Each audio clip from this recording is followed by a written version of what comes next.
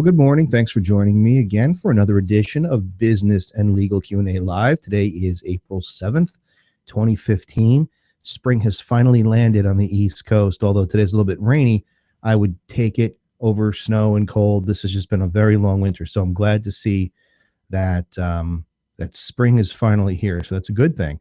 And spring is a great time for people who are either thinking about starting a business or trying to work on their business and build a better or bigger customer base. And today we are going to answer a very good business question. We are going to talk about outsourcing. So a great question about whether or not outsourcing would work for you or your business. And then on the legal front, we have a very good question as well about summary judgment. And I know summary judgment is a very popular topic because our YouTube video, or my YouTube video about summary judgment, is probably one of the most popular videos. And I want to try to go a little bit beyond the video and give you some more insight into summary judgment. So we're going to be doing that today. And I want to just make a couple announcements before we get there. First, I want to thank our sponsor. Today's show is sponsored by Audible. And for those of you who have listened to me for a while, you know that I use Audible. There's just no way, there's just not enough time in a day between family obligations, my kids, and work, and then doing things like this podcast for me to be able to read a ton of books or books that I'd like to read. So Audible is a great solution because it allows me to download them and then listen to them in the car or while I'm taking a shower. So it's a great company, great features. My favorite feature, by the way, is the ability on the app to speed up the playback or the reading of the book. So you can kind of get through the book a little bit quicker, which is kind of cool. If you are interested in getting a free book, Audible is allowing our customers to take advantage of a special offer. You get a free audiobook. All you have to do is go to audibletrial.com/UTL radio. There's a link down in the show notes below and take advantage of it. It's completely free. Also want to mention that we are both live on Blog Talk Radio and for those of you who will download this later on iTunes. But we're also, again, going simultaneously live on YouTube Live through Google Hangouts. So I'd like to thank and welcome all of you. Thank the people that have stuck with us and sort of become very loyal fans, and I really appreciate it. Some of the really nice and positive comments that you guys leave, it just means so much to me because I'm really trying to kind of do things differently than a lot of the lawyers or law firms do. There's a lot of negativity about lawyers, and I kind of understand it completely. So I kind of want to break that mold, and it's tough being a lawyer in today's world with a lot of the changes both in technology and in client expectation. But it's equally tough being a client because of the way that some of these lawyers have sort of become throughout the years, cold and harsh, and I can go on and on. So when I see these comments, I want you to know it really means a lot to me. So thank you for leaving the comments. I also want to remind you to download our free app. Again, completely free. It's been updated recently. It's now available for Android as well as for the Apple products. And it's cool. It's got a nice feature where you can ask a legal question to a lawyer through your iPhone, iPad, or now Android device, and someone will respond to you with an answer to your question. So that's a nice feature because how many times have you been out there and you have a thought, is it all right for my neighbor to park so close to my driveway and I can't back out of my driveway? What are you going to do? You're going to call a lawyer and they're going to charge you $300 an hour to answer that question. That's what the app will do for you. There's also a lot of interesting stuff, like there's New Jersey court rules, there's links to various statutes, the federal rules of civil procedure, and we're constantly updating it. So download the app. You can get it from the App Store or from the Android market. So if you've got questions or suggestions about that as well, please feel free to leave comments and we will do our best to accommodate them. Also, final reminder is to check out the updated utlradio.com website. Most important, or most exciting, I should say, for me, is the Ask Your Question tab, which is a tab that now allows you to record your questions for today's show, the Tuesday Business and Legal Q&A Live, directly from your computer. It records your message, and then I can play it live on air. I want to get people to start using it because it's a really fun feature. Right now, we've been getting questions through email and posts on other social media sites and that sort of thing. And that's great, and continue doing that. We also get some phone calls every once in a while with a question for today's show. No problem with that, but I also think it's cool. So take advantage of that widget, which is provided by SpeakPipe, and it's a fun, cool thing. So check that out. All right. So now that that's done, let's get into today's legal question. And today's legal question comes from Sharice, and she wants to know very basically, what is a motion for summary judgment? I will later on update the show notes and put a link in the notes to the video on YouTube where I discuss summary judgment in detail. Also, one final thing, subscribe to the YouTube channel. It really has, I think there's over 120 videos. Some of them are live broadcasts of what we're doing today, but there's a lot of law basics. I have a playlist called Law Basics, and I try to answer some of the general legal questions that you might have, or the vast majority of people might have. What's summary judgment? What's a motion to dismiss? How do I do this? How do I do that? So check that out. So subscribe to our YouTube channel, and you'll get updates for all those videos. So getting back to Sharice's question. So let's pull it apart, and I'm going to try to do it as basically as I can, as simple as I can make it. So when you have a lawsuit, you are ultimately, and I'm talking about civil lawsuits, when you have a civil lawsuit, you're ultimately trying to either recover money or get an injunction, prevent somebody from doing something. We're not talking about family law matters where you're trying to get custody or child support modifications. I'm talking about general old negligence, breach of contract, business disputes. What is it generally about? It's generally about money. And when you start your lawsuit, the end result that you're hoping to achieve is either an award by a jury of money or a judgment in the form of an order from the court awarding you money. Okay. So ultimately you want a judgment. That's what you hope for. And then you enforce the judgment and you get your money. Now, summary judgment is a device that is afforded to litigants in every state in the United States. There's different rules in different states, but it is a paper trial. Okay, think of it that way. It's a trial on paper.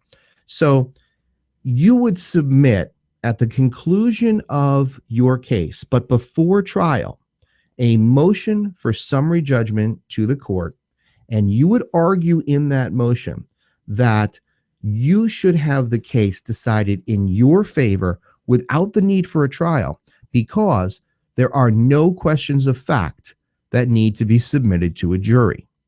And that's what it is. Now, let me explain a little bit deeper. So it's important to understand this, that a judge cannot decide questions of fact. A judge can only decide questions of law. A jury must decide questions of fact. So what would an example of a question of fact be? Well, let's say it is a business dispute between an employer and a candidate for a job. And the candidate for the job says, the employer called me on the phone last night, told me to come in. I came in, I took this job over another job. When I got here, he told me he didn't know what I was talking about. I want to sue him for breach of contract, and I lost this other opportunity, and that's where I want to go with this. Okay, whether or not the employer is telling the truth, the candidate's telling the truth, it's he said, that is a question of fact for a jury. A jury has to look at the evidence and decide who they believe to be telling the truth. What facts are accurate? That is a question of fact. Now, for example, let's say that you're going to allege in your motion for summary judgment that the defendant violated a consumer protection law. So we'll stick with New Jersey for an example. So, somebody sells you a product, the product is defective, not as advertised, or their services are not as advertised. And you go and you file a complaint, a lawsuit, and you allege consumer fraud. Now, You go through your discovery period where you take depositions and you exchange documents, and now you're ready to file your motion, and you allege or argue in the motion that the actions of the defendant are clear violations of the Consumer Fraud Act. Here's what they did, here's the violation, and I should be awarded damages under the Consumer Fraud Act. A judge can decide that because it is a question of law. You're saying, here's the law, and here's what they did. This violates the law. That's not a factual issue. That is a legal question, and a judge can decide that. So, why am I telling you all this? Because in order for a motion for summary judgment to be successful, you must only present questions of law. If there are questions of fact in your motion that are undecided, disputed questions of fact, then that must get submitted to a jury. So, you have to understand that there's going to be a distinction between a disputed fact and an undisputed fact, because most summary judgment motions require the inclusion of a statement of undisputed fact. So what would that be? Well, an undisputed fact would be Company A and Company B entered into a written contract on such and such date. Company A sells this product. Company B was hired to distribute the product. Those are all undisputed facts. Those are facts that you establish throughout the case where everybody knows that, yes, I'm the manufacturer of widget A, and that's an employee or an independent contractor. Those are undisputed facts. It's the contested facts that prevent a motion for summary judgment from being granted. Now, what is the effect of a motion for summary judgment? Well, it has the same force and effect as a trial would if it is granted. Because if a motion for summary judgment is granted, you will ultimately get the judgment seeking whatever relief you were seeking in the papers. And it's the same thing as if you had gone through the trial, right? If a jury hears your case and they say, yeah, we believe you and we're going to award you X, well, that gets put into a judgment. And it's the same thing. So why would you want to consider a motion for summary judgment? Well, there's a lot of reasons. A, trials can be so unbelievably expensive. Why is a trial expensive? Well, first of all, you've got prep time. You just can't, as a lawyer, go into a trial and wing it. You just can't. I've seen lawyers do it, and maybe on smaller cases where the risk is just so low, it's a very nominal, maybe it's a lower court case, and it's a few $100s or $600, $700, $8,000 in dispute. Maybe they'll wing it. And oftentimes they're disclosing that fact to their clients, saying, listen, we're not going to really prepare much because if we do, it's going to cost you more than what you could conceivably recover. I'm not talking about that. I'm talking about trials in the trial level courts. In New Jersey, it would be the superior courts. In New York, it would be the Supreme Courts. So that's, where things get tricky, because you have difficulty as a client sometimes affording the costs of a trial, because clients are obligated in 99% of the circumstances with attorneys, whether it's a contingency case or an hourly case or some other arrangement. The clients generally are responsible for the actual costs or expenses that go into that lawsuit. So if your lawyer is going to be deposing witnesses or taking statements or bringing witnesses in from out of state, maybe you have to book a flight, get a hotel, the expert that you're going to have testify at trial. Expert trial testimony can be quite expensive. Sometimes it's $2,500 for a half day of testimony and $5,000 for a full day. So you're talking about a major chunk of change right off the bat. So summary judgment is a way to circumvent a trial, assuming that all your ducks are in a row and there are no questions of fact. You could avoid the trial by filing the motion for summary judgment. What happens if you fail on a motion for summary judgment? What happens if the judge says there are questions of fact that need to be submitted to a jury? Is your case over? Are you done? Do you lose? And the answer is no. Now you just proceed to trial. And you can make those same arguments at trial. And a jury will decide whether or not the factual issues play out in your favor or in the defendant's favor. So that, in essence, Charisse, is what a motion for summary judgment is. It is often referred to as a dispositive motion because it has the potential for disposing of a case. If you win on summary judgment, the case is over. Now, that doesn't take into account a defendant who might appeal the case. And we're not going to talk about appeals today. We just want to stick with Charisse's question about summary judgment. But when you win summary judgment, you have won the case. The case is over. You win. And that's the power of summary judgment.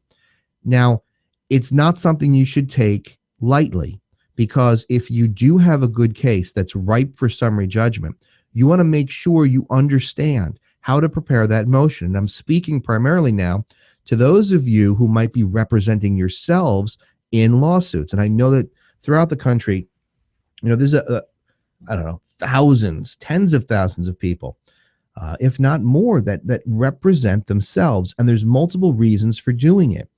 They don't have the money for a lawyer. They don't want to hire a lawyer for whatever reason. They want to do it themselves. They're trying to prove a point. There, so many reasons. And I understand that there are times when you want to represent yourself, and that's okay. I hope that you would look at some of our videos, subscribe to the YouTube channel, because it'll give you some insight when you're doing it, because you do need some help. You do need some guidance. You need to be able to ask somebody a quick question and make sure you're on the right track, even if it's just, where can I find the court rules, or silly things like that. And I say silly because you might think, oh, what lawyer is going to answer that question? But I understand why you might want to do something pro se. So getting back to what I was saying, when you're pro se, you've got to make sure that you understand the components of a motion for summary judgment. How are you going to prove your case in that motion? And the most critical thing that you need to do is to make sure that there are no questions of fact for the jury. So that's what it is, and that's what you have to think about. You might have a case and you could win it at trial, hands down, and everybody says it, and it, and it's a winner. It's a slam dunk.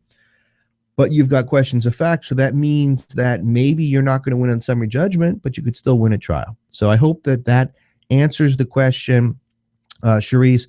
You'll be getting a UTL radio mug sent out to you. So somebody will be contacting you shortly to get your contact information. But in the meantime, if you've got additional questions about this topic, or maybe you need to know a little bit more about the components of a motion for summary judgment, ask another question, send me some a comment or a question or whatever, and I'll either put up a video or we will address it on next week's show. All right. So that's going to do it for the legal question, the legal portion of today's show.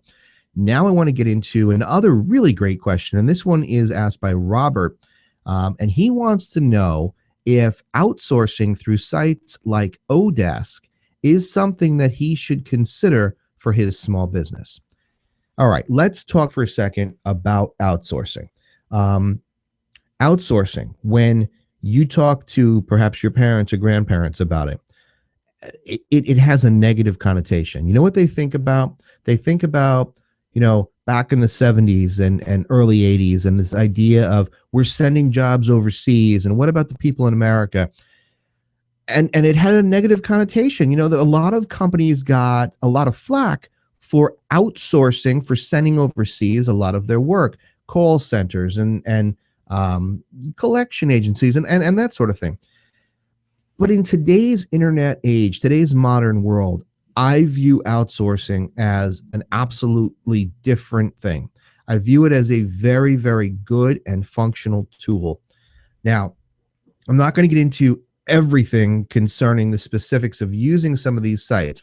I think what I'd like to do is rather put them up in videos so that we can take a little more time and focus on certain things, like perhaps oDesk. So look for them, and then you can leave comments and we can sort of build on that discussion through the videos. But to answer Robert's question, outsourcing can be a very, very good way for you to have more time, to do more with your business, to get expertise in a particular area where maybe you might not be as up to par as you would like, and to build a team of people to help you. Now, there's a ton of books out there, and I'll drop links in. And when we talk about some of the outsourcing options in some of the videos, I'll leave you links to some of the books. But there's a ton of people. I believe Chris Ducker is one of them. I think I'm saying his name right. I'm not sure if it's Drucker or Ducker, but he is very popular here on YouTube, and he's got a good book about outsourcing. But I want to give you some practical insight, Robert, to answer your question. Outsourcing through sites like oDesk or Elance or some of the other sites that are out there can be a great thing.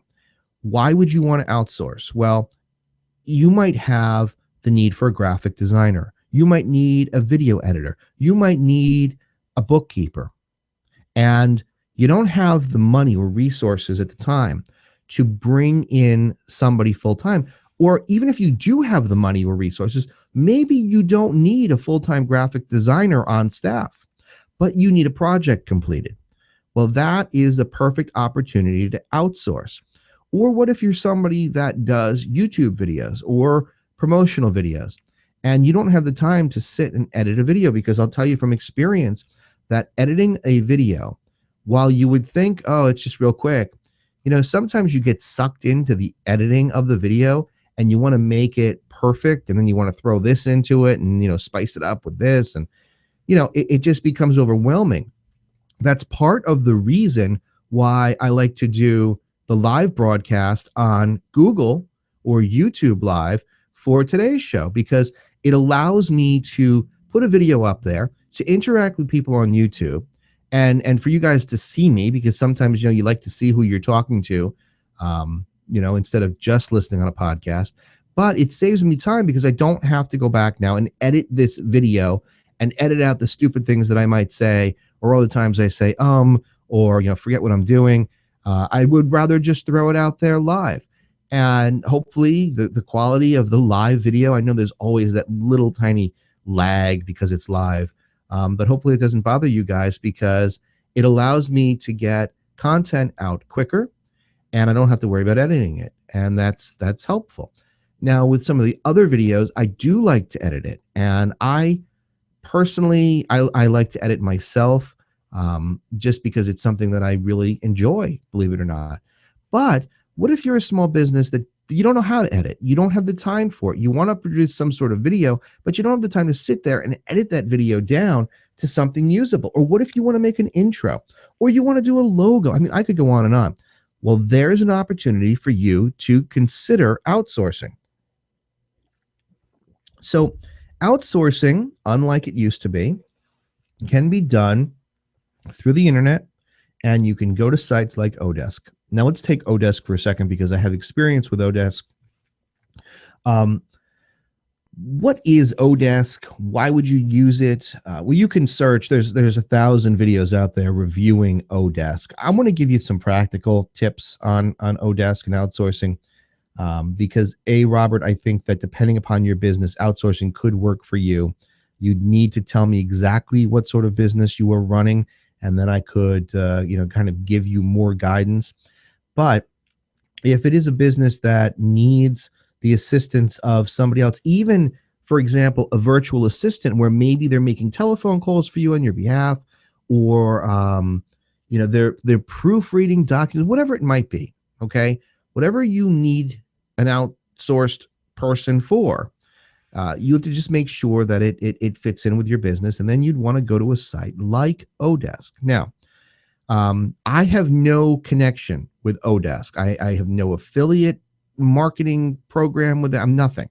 I just used them in the past, and I want to talk practically about it, because oftentimes I think people who have affiliate relationships with sites, they tend to upsell the site, if you will, and not give you the real practical insight about it. And I understand it, but I want to kind of be more honest and transparent with you. And that's not at all to say that other people who are reviewing oDesk are not being, objective. I just want you to understand that When you use outsourcing, you must still treat it as if you are hiring an employee or an independent contractor. You would not sight unseen hire somebody, bring them in without an interview, and put them to work on a sensitive project. You wouldn't give them access to your computer files or access to your logo or say, here, go ahead and make my marketing newsletter. You're not going to do that because you don't want to take a risk and have somebody damage your business or reputation. It's the same thing with outsourcing. When you hire an independent contractor, somebody that you have maybe put an ad up for on oDesk, you want to have the same conversation with them that you would have with an employee. You would want to interview them. You'd want to ask them questions. And with the modern technology, Skype and other video conferencing, using it through Google, there are so many ways for you to connect with somebody that is either in another part of this country or some other country. And you want to have that dialogue. Hi, my name is Robert. Here's what I'm trying to accomplish. Is this something that you can do? And then you want to ask them the same questions you would ask if somebody was in your office. How long is this going to take? What sort of experience do you have? Have you worked with things like this before? What should I expect? You have to ask those questions. You can't just say, well, here's oDesk, here's a site. I like this person because they responded to my ad, and now good luck. Another thing that you want to consider is, how are you going to protect your proprietary information from somebody that you're outsourcing to? Well, I think a lot of times people will hire somebody on oDesk and say, well, it's through oDesk, so it's okay, I'm protected. Totally not true. You have to do the same thing for an oDesk worker, an oDesk outsourced independent contractor, that you would do for somebody who's come into your office. Would you have somebody come into your office and not at least think about making them sign a non-disclosure agreement or a confidentiality agreement? Probably not. But sometimes it seems as though people think, well, because it's on the internet, it's okay, right? Because I read it on the internet, it's true. But in all seriousness, you tend to think, well, it's going through another company, it's going through oDesk, I must be protected. You're protected to an extent with your money. If you don't think that the person was honest with you or they didn't do a good job, you can dispute the payment that you made. And oDesk will objectively look at whether or not you're entitled to a refund. But they are not going to help you if you give information to somebody and they steal it, unless you have taken steps to protect yourself. So I'm going to be doing a series of videos about outsourcing and what things to look for and how to protect yourself. So, I encourage you to subscribe to the YouTube channel so that you can pick them up. And, we'll get more in depth with some of these various topics. But short answer, well, actually, it's a long answer, Robert, but the long answer to your question is, yes, outsourcing can work, but you must treat it as if you were hiring an employee. It is not meant to be a shortcut. It is not meant to have you rely on whatever website it is that you're relying on. So think about that. Think about whether or not the task that you need done is something that you could outsource. So for example, I don't know that I would want to outsource something that was really, really confidential and really important. Maybe it's a big project that I'm working on and I don't want, I don't want it leaked anywhere. Sometimes you might have a deal with a major company, and that deal, I'll give you an example. We've done deals with companies like Walt Disney, and Walt Disney is so protective of what they're going to be releasing or showing or putting on display. My experience with Disney was through Epcot Center, and one of my clients was going to be displaying a product in Innovations, and you had to sign a contract, but it was such a very severe non-disclosure agreement, that it really was limited to the lawyers and the executives. Now, that's something that you might not want to outsource if you, let's say, wanted it reviewed or edited, or, maybe you'd want to keep that closer to you. But if it's something like editing a video or proofreading a document that's not, super duper important. And when I say that, understand that all of your documents are important, but let's say it's littered with people's social security numbers. Maybe you don't want to give that information out, so that you'd keep, to yourself. But outsourcing can be a very, very good way of building your business, building your brand, helping you stay sane. Because I'll tell you that having your own business can drive you insane, and it can ruin marriages, and it can ruin families. Um, it's very difficult in today's climate. And we'll talk about this, maybe we'll talk about this later on in the week, because I'm still contemplating the idea of going in with a maybe 4 or 5 day a week podcast that would answer, additional business questions instead of compiling them and then waiting for a Tuesday. Maybe we'll do it every day.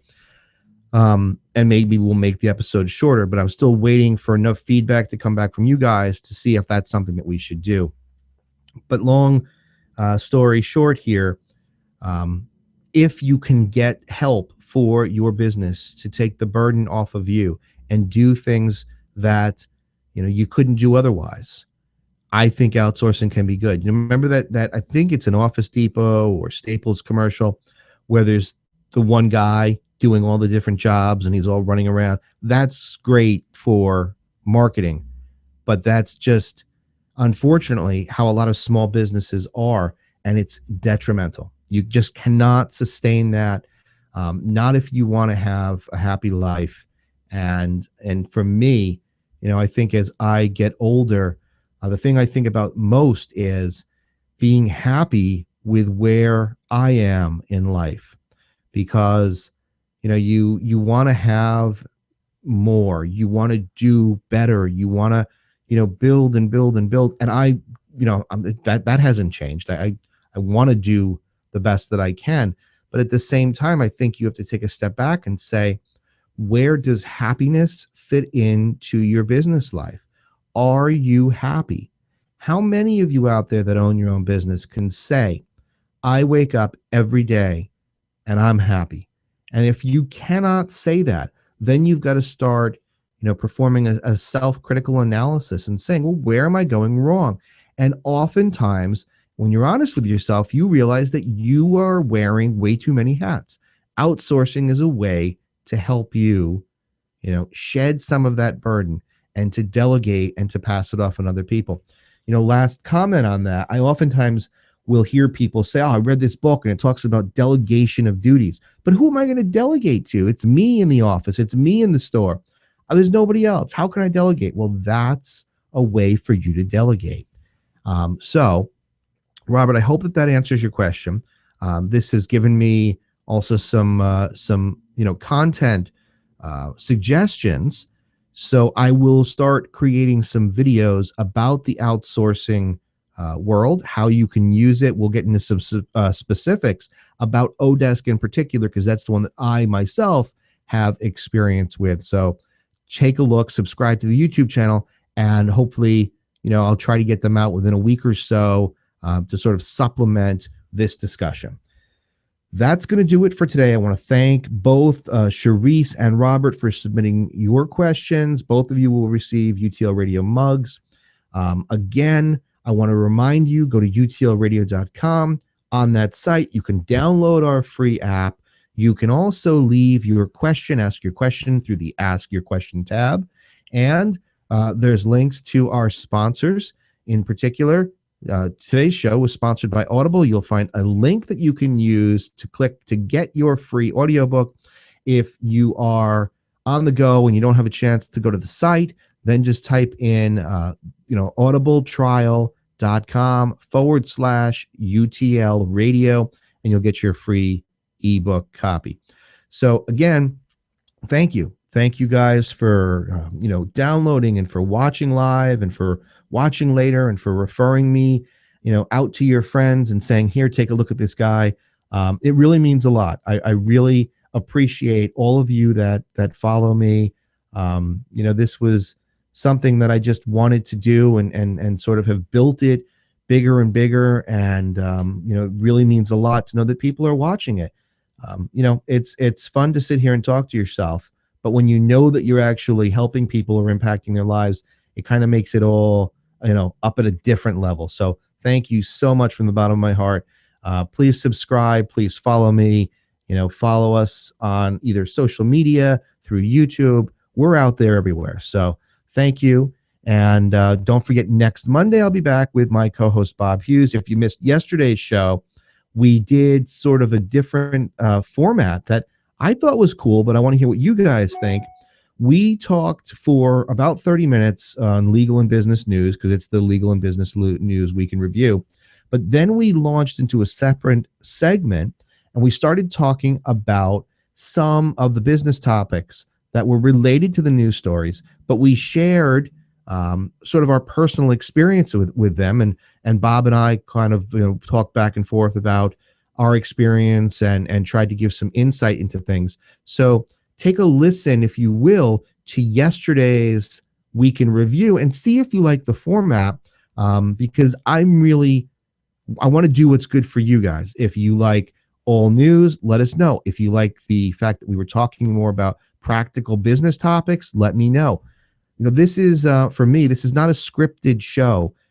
Maybe I say or too much because I'm thinking as I'm talking.